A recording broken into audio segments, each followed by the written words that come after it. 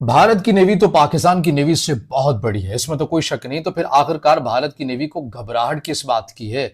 6 माह कबल पाकिस्तान की तरफ से एक खुफिया टेक्नोलॉजी हासिल की गई थी। भारत को इस बात का इल्म हो चुका है।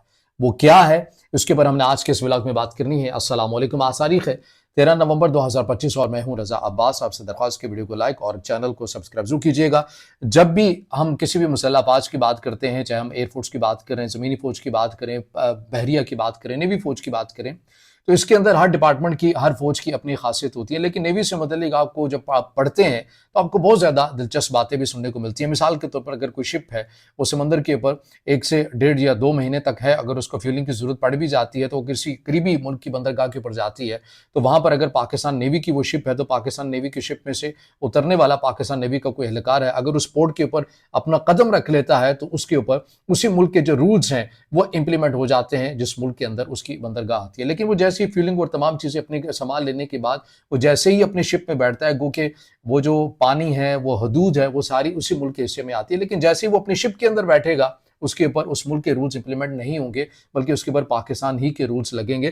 तो बड़ी और मजीद जो इंटरेस्टिंग चीजें हैं पाकिस्तान नेवी से मुतल्लिक या किसी भी नेवी से मुतल्लिक जब आप पढ़ते हैं, तो आपको ज्यादा मजा भी आता है। बहुत ज्यादा जो चीजें हैं वो इंटरेस्टिंग भी लगती हैं। फिर नेवी से मुतल्लिक ये भी कहा जाता है कि ऐसे महान होते हैं कि जब चाहे, जहां चाहे, कितने ही लंबे अरसे के लिए एक कोने से दूसरे कोने में बड़ी आसानी के साथ जा सकते हैं, क्योंकि ये पैकेज की तरह पूरा सफर करते हैं। यानी इनके पास खाने पीने, पकाने का सामान, सर्व करने का निजाम, पूरे वेटर का सिस्टम, टीम है, तो हर किसी का बैकअप भी वहां पर मौजूद है। एक कैप्टन है, दूसरा कैप्टन है, तमाम वो चीजें हैं। तो पूरी एक तैयारी के साथ जाते हैं। और इनके बारे में ये भी कहा जाता है कि ये वो वाहिद फोर्स है जिन्हें हालत अमन से हालत जंग का मोड ऑन करने में कुछ ज्यादा जो है ना, वो देर नहीं लगती है। और इनसे मुतलिक और भी बहुत ज्यादा इंटरेस्टिंग चीजें हैं। लेकिन हमने अपने असल सवाल की तरफ आना है कि भारत की नेवी बहुत बड़ी है क्या? ये जो सवाल किया जाता है, उसके जवाब के अंदर हमारे कुछ पाकिस्तानी वो जज्बात में आकर इसकी गलत तशरीहात भी कर लेते हैं। नंबर्स क्या है, नंबर्स क्या कहते हैं, हमने उन्हीं के ऊपर बात करनी है। देखिए, इसमें तो कोई इनकार नहीं है कि भारत की जो नेवी है वो बहुत बड़ी है पाकिस्तान की नेवी से। मिसाल के तौर पर मैं नंबर्स के साथ भी चीजें आपके सामने रख देता हूं। ये बात की जाती है कि भारत की नेवी का जो हजम है, अगर इसमें बात की जाए, 150 प्लस जंगी जहाजों का जिक्र किया जाता है। एयरक्राफ्ट, 2 एयरक्राफ्ट कैरियर की बातें की जाती हैं। इसके अलावा दीगर मुतादिद जो आबदोजें हैं उनका जिक्र किया जाता है। और भी बहुत ज्यादा चीजें हैं, लेकिन फिलहाल जो बड़ी बड़े जो नंबर्स हैं वो मैंने आपके सामने रखे हैं। अब इसके मुकाबले में आ जाइए, पाकिस्तान के पास क्या है। देखिए, पाकिस्तान के पास, पाकिस्तान ने हमेशा आज से नहीं बल्कि 1947 से ही इस बात का इदराक कर लिया था कि भारत को उसके हर डिपार्टमेंट के अंदर हम तादाद के हवाले से नहीं हरा सकते, क्योंकि बड़ा मुल्क है, वहां पर मैन पावर भी ज्यादा है। लेकिन एक चीज है जिसके ऊपर हम तेजी के साथ काम कर सकते हैं, और वो किया भी किया। वो क्या काम था कि हम वहां पर अगर क्वांटिटी है तो यहां पर क्वालिटी होगी। और पाकिस्तान ने इस फार्मूले के ऊपर कभी भी कंप्रोमाइज नहीं किया। 6 माह पहले तक कुछ ऐसी सूरत हाल नहीं थी, लेकिन आप ये कह सकते हैं कि 6 महीने के बाद बहुत कुछ तब्दील होता हुआ नजर आया। लेकिन पाकिस्तान नेवी के मैं कुछ नंबर आपके सामने रखता हूं कि पाकिस्तान नेवी की क्या सलाहियतें हैं। तो पाकिस्तान नेवी से मतलब बताया जाता है कि हमारे पास AIP अबदोज़ें हैं, काबिल फ़ख्र अबदोज़ें हैं। और ये ऐसी अबदोज़ें हैं जिनके मुतालिक भारत के खुद डिफेंस रिपोर्टर कहते हैं कि भारत के बड़े बड़े एयरक्राफ्ट कैरियर के लिए इंतहाई मोहलक हैं, जानलेवा है, इंतहाई ख़तरनाक है। इससे मुतालिक 90 के करीब जंगी कश्तियों का जिक्र किया जाता है। इसके अलावा ज़ाहिर आपको पता है कि नेवी के साथ आपकी जो एयरफोर्स है वो भी कनेक्ट होती है। लेकिन इसके अंदर जो 90% जो पाकिस्तान की जंगी कश्तियां हैं, वारशिप्स जिन्हें आप ये कहते हैं, इनके अंदर पाकिस्तान ने किया क्या है, और ये पैटर्न हमें कुछ 6 महीने के अंदर अंदर बहुत तेजी के साथ तब्दील होता हुआ नजर आया है। मैं बार बार 6 महीने का टाइम पीरियड क्यों कह रहा हूं, इसकी वजह है, मैं आगे चलकर आपके सामने रखूंगा। इसमें बताया यह जाता है कि पाकिस्तान ने अपनी वारशिप्स के अंदर जो मिसाइल सिस्टम है, इनके ऊपर सुपरसोनिक लगा दिए, सुपरसोनिक नस्ब किए गए। इससे पहले दीगर जो मिसाइल थे, जो पुराने हो चुके थे, जिनकी स्पीड उस तरह से नहीं थी, जिनकी परफॉर्मेंस उस तरह से नहीं थी, इनको तब्दील कर दिया गया। और अब पाकिस्तान बहुत तेजी के साथ अपनी वारशिप्स के साथ सुपरसोनिक मिसाइल लगा रहा है। सुपरसोनिक वो होते हैं जो आवाज की रफ्तार से 2 से 3 गुना तेज होते हैं। हाइपरसोनिक का मैं जिक्र नहीं कर रहा, सुपरसोनिक मिसाइल का मैं जिक्र कर रहा हूं। हाइपरसोनिक और सुपरसोनिक में क्या फर्क होता है? सुपरसोनिक में बता चुका हूं कि आवाज की रफ्तार से 2 से 3 गुना ये ज्यादा तेज होते हैं, और हाइपरसोनिक जो है, आप ये कह सकते हैं कि आवाज की रफ्तार से 5 गुना ये ज्यादा तेज होते हैं। हाल ही में आपने देखा कि कोयटा की फजाओं के अंदर कुछ अजीब से नेचुरल फिनोमेना हुआ, जिसे महकमे मौसम की तरफ से कहा गया। लेकिन बताया यह जाता है सरकारी सतह के ऊपर इसको ऑन नहीं किया गया। लेकिन कुछ ऐसी रिपोर्ट्स हैं कि पाकिस्तान ने हाइपरसोनिक का भी तजर्बा किया है, और पाकिस्तान ने, जैसा कि इसका ऐलान सरकारी सतह के ऊपर हुआ कि पाकिस्तान ने एक रॉकेट फोर्स कमांड भी बना ली है, और अब इन तमाम चीज़ों को एक साथ कनेक्ट कर दिया गया है। यानी पाकिस्तान ने अपने इस फोर्स के अंदर बहुत तेजी के साथ 6 महीने के अंदर ही अंदर सुपरसोनिक और हाइपरसोनिक और लॉन्ग रेंज जो मिसाइल है, इन्हें तमाम चीज़ों को एक ही फोर्स के अंडर कर दिया, कमांड कर दिया है। और अपनी तमाम मुसल्लह जो अफवाज हैं उन्हें अब ये रॉकेट फोर्स कमांड जो है, ये पूरे एक मिसाइल सिस्टम को इंटीग्रेट करके लिंक करते हुए अब आपको ये नजर आते हैं। अब ये 6 महीने कबल ऐसा हुआ क्या था? देखिए, पहली बात तो ये है कि इस बात का इदराक पाकिस्तान को था और पाकिस्तान को हुआ भी। और लेकिन ये अच्छी बात होती है कि आपको अपनी कमजोरी खुद ही पता चल जाए, बजाय कि दुश्मन आपकी कमजोरी से फायदा उठाकर आपके ऊपर कुछ करे। एक तो ये चीज है।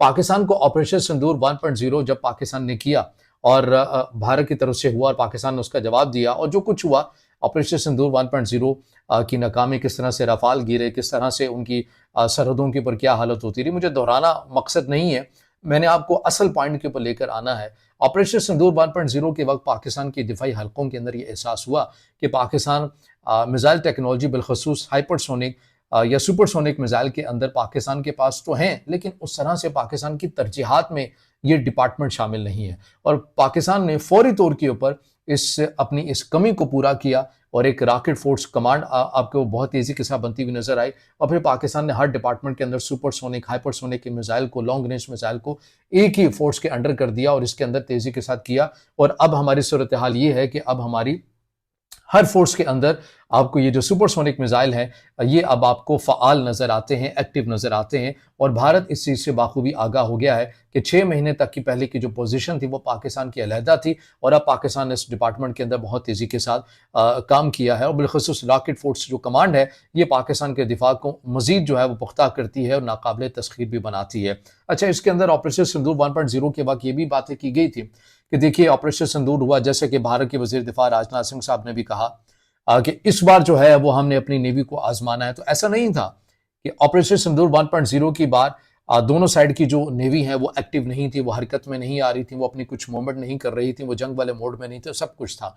देखिए, पाक जब भी किसी मुल्क की ज़मीनी या फ़ज़ाइया फ़ौज लड़ रही होती है तो उस वक्त नेवी का काम और ज़्यादा मुश्किल हो जाता है। और बिलखसूस पाकिस्तान जैसे मुल्क के अंदर, जहाँ पर हमारी ज़्यादातर जो तजारत है, जो हम सामान बेचते हैं या फिर आता है पाकिस्तान के अंदर, वो समंदरों के ही रास्ते होते हैं। और उस वक्त पाकिस्तान नेवी का ये चैलेंज था कि किसी भी तरह जंग, बेशक इसका जो दायरा कार है वो बढ़ता है, तो जहां पर हमने दुश्मन की मूवमेंट के ऊपर नजर रखनी है, उससे अपने मुल्क का दिफा करना है, तो वहीं पर हमने अपने उन रूट्स का भी दिफा करना है जहां से पाकिस्तान की जो तिजारत है या आती है, या पाकिस्तान को सामान आता है, या पाकिस्तान वहां से बेचता है। तो पाकिस्तान नेवी की तरफ से ऑपरेशन सिंदूर 1.0 के वक्त उन तमाम रस्तों को, रूट्स को क्लियर भी किया गया, साफ भी किया गया। पाकिस्तान में एक रत्ती बराबर भी सप्लाई चेन की किसी भी मानों में किसी भी चीज़ के अंदर नहीं आने दी। पाकिस्तान नेवी का ये बड़ा क्रेडिट है। और इसके साथ साथ जो ऑपरेशन सिंदूर 1.0 के वक्त भी जो दी टेलीग्राफ की तरफ से खबर सामने आई थी कि भारत की जो नेवी है वो आपको कराची बंदरगाह की तरफ बढ़ती हुई नजर आ रही है, तो उस वक्त भी पाकिस्तान नेवी की तरफ से, जिम्मेदारान की तरफ से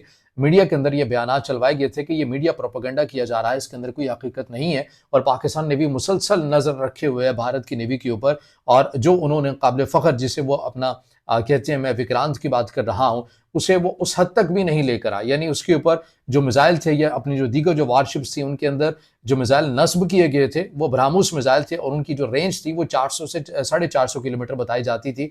और पाकिस्तान की नेवी से, इंडियन जो नेवी है, ये 700 से 750 किलोमीटर दूर खड़े हुए थे।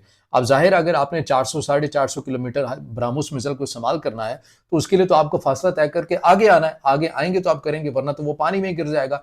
तो लिहाजा आप इस सूरत हाल से अंदाजा लगाइए कि भारत की नेवी कहने को तो हजम में तो बहुत बड़ी है, लेकिन पाकिस्तान के मुकाबले में क्वालिटी में, कैपेसिटी में, सलाहियतों के अंदर वो आपको बहुत दूर खड़ी हुई नजर आती है। और इसका इदराक जो है वो भारत के मीडिया को, तो जाहिर है वो जज्बात में आकर बातें करते हैं, लेकिन इसका इदराक भारत की नेवी को खुद बड़े अच्छे तरीके से है कि वो किस पोजीशन में है। और अगर उन्होंने समुद्रों के अंदर एक बड़े पैमाने के ऊपर जंग को धकेल दिया, शुरू कर दिया, तो फिर ख़त्म करना उनके बस में नहीं रहेगा, क्योंकि पाकिस्तान जो है वो क्वांटिटी के ऊपर काम नहीं करता, बल्कि पाकिस्तान जो है वो क्वालिटी के ऊपर काम करता है। तो इन दिनों के अंदर ये सवाल बहुत तेजी के साथ घूम रहा था, इसके ऊपर बातें भी की जा रही हैं कि क्या भारत की जो नेवी है वो पाकिस्तान की नेवी से बड़ी है? क्या भारत की नेवी का जो पलड़ा है वो पाकिस्तान की नेवी के पलड़े से ज़्यादा भारी, आपको वजनी नज़र आता है?